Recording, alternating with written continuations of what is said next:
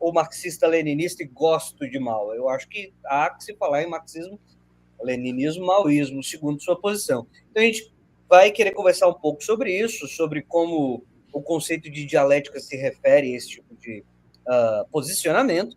Mas, antes disso, passando já a palavra para o João, João gostaria de fazer uma consideração sobre camaradas dele que estavam produzindo no YouTube e que fizeram uma certa produção sobre denúncias a respeito do que está acontecendo no Oriente Médio, entre Israel e a Palestina, e o canal dos camaradas do João acabou derrubado, mais de 15 anos de produção, e simplesmente saiu do ar, e a alegação é que o vídeo postado teria feito defesa ou exaltação de comportamentos terroristas, etc. E tal.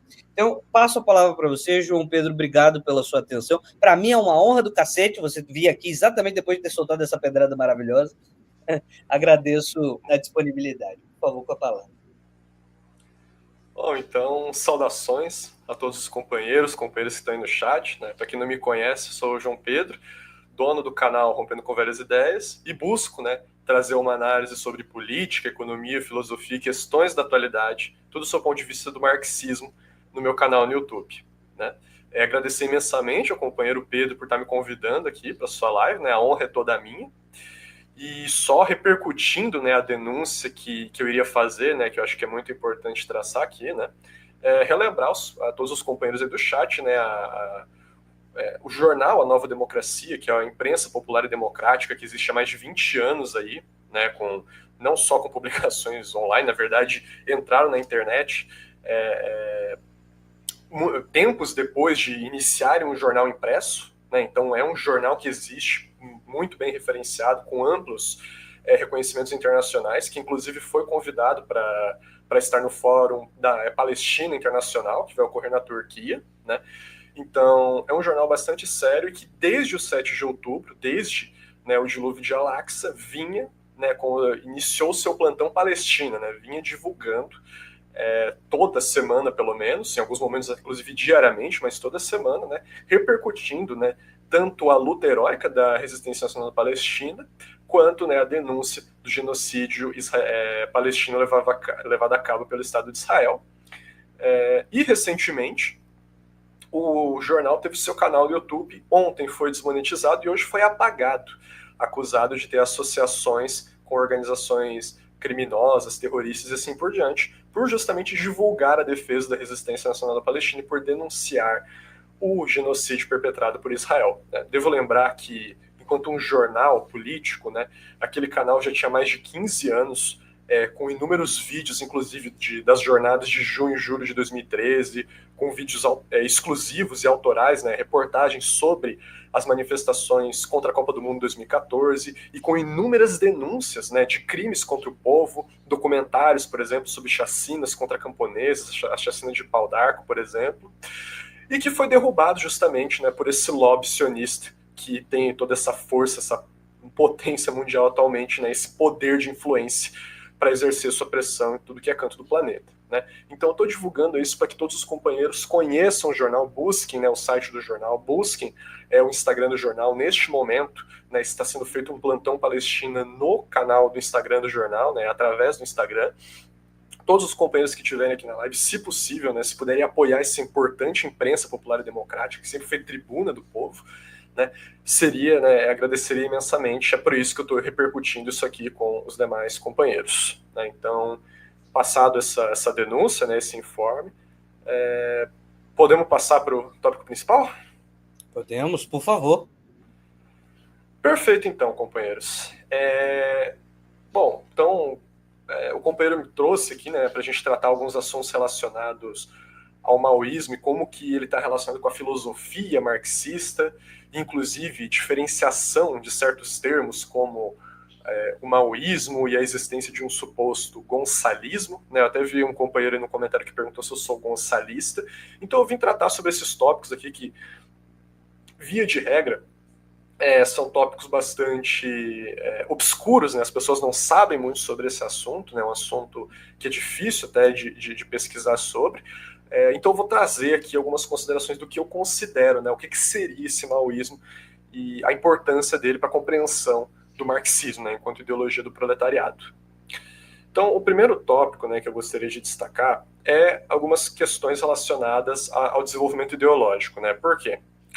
Porque, efetivamente, o marxismo, pelo que eu compreendo, ele é uma ideologia científica. Né? O que significa isso? Né? Lenin falava isso, o marxismo é uma ideologia científica, toda poderosa porque científica é verdadeira. O que isso significa? O marxismo, ele consolidou-se, né, ele representa uma ideologia por ser, de fato, a concepção do mundo de uma classe. E todo conhecimento, e creio que o companheiro concorda com isso, todo conhecimento na sociedade de classes é permeado por posição de classe. Né? Isso é uma coisa universal. Né? Todo conhecimento, seja científico, seja religioso, seja mitológico, ele representa o interesse de classe. E o marxismo, quando ele surge no século XIX, ele surge pela primeira vez representando os interesses da classe do proletariado. Né? Ou seja, representa, portanto, né, a posição da classe operária sobre os fatos e, para além disso, né, por que ela é científica? Porque o proletariado, em última instância, ele é a última classe da história. É a classe que não tem mais nada a perder, então ela não tem interesses escusos em, digamos assim, ter interesses pessoais em fazer determinadas pesquisas ou não. Não, é uma classe que tem toda o interesse de descobrir a verdade objetiva. Né? E através disso foi se construindo uma ideologia científica comprovada na prática. Então, a partir disso, né, isso eu já desenvolvi em outros vídeos do canal, estou só introduzindo aqui esse conceito, mas por quê? Porque como é que se dá o desenvolvimento dessa ideologia? Né? O marxismo não pode ser estático. Se a gente compreende que ele é uma ideologia científica, ele não pode ser estático. Ele não fica parado no tempo, ele se desenvolve no decorrer do tempo, porque a condição concreta muda, né? E a própria realidade, tanto objetiva quanto subjetiva, muda. Né? Então a gente tem o problema de que todo o desenvolvimento do marxismo ele tem que ser comprovado na prática. Né? Se a gente toma que é uma ideologia científica, então precisa ter comprovação na prática. Né?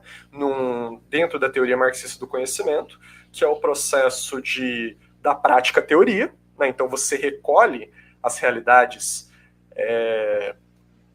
a realidade material, objetiva e subjetiva das massas. Através de uma organização revolucionária, você transforma, você hipotetiza uma teoria, né, que busca dar cabo de explicar essa situação e dar resoluções políticas para ela, e posteriormente você tem a aplicação na prática. Né, a aplicação na prática dessa formulação ideológica, que se for comprovada na prática, se avançar na resolução das contradições colocadas, se avançar nas questões políticas elencadas, desenvolver de fato a sociedade dialeticamente, você tem a comprovação na prática de que essa ideologia de fato é correta. Né? E como que se dá o desenvolvimento ideológico? Né? Aí é uma questão de contradição do que a gente define como universal ou particular. Porque vejam, todo conhecimento, mesmo que ele seja universal, ele tem que partir da particularidade. Ele tem que se desenvolver na resolução de problemas concretos. Né? Onde é que eu quero chegar? Para o marxismo tornar-se uma ideologia internacional, né, que abarcasse e fosse aplicada em todos os países do mundo, com partidos comunistas, com revoluções que foram se desenvolvendo durante o século XX, né? Algumas triunfaram, outras não, mas para isso teve que se desenvolver primeiro luta de classes, né, e desenvolvimento dessa luta através de Marx na realidade que ele vivia. Por exemplo, na Alemanha, em França e Inglaterra, né, que foram os três grandes, digamos assim, países que o Marx atuou. Né? Não só isso, na Europa como um todo, mas pode-se dizer dessa forma. Né? Teve que se ter essa atuação particular para que fosse logrado universalmente. Né?